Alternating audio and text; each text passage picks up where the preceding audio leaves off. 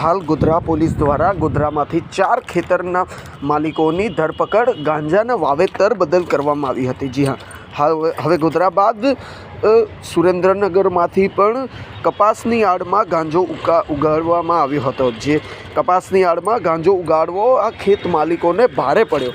તો ત્યારે સુરેન્દ્રનગર એસઓજી પોલીસે સાયલા તાલુકાના નવા ગામની સીમમાં આવેલા ખેતરમાંથી લીલા ગાંજાનું ગેરકાયદેસર રીતે વાવેતર કરતું અટકાવીને એ ખેત માલિકોની ધરપકડ કરવામાં આવી છે।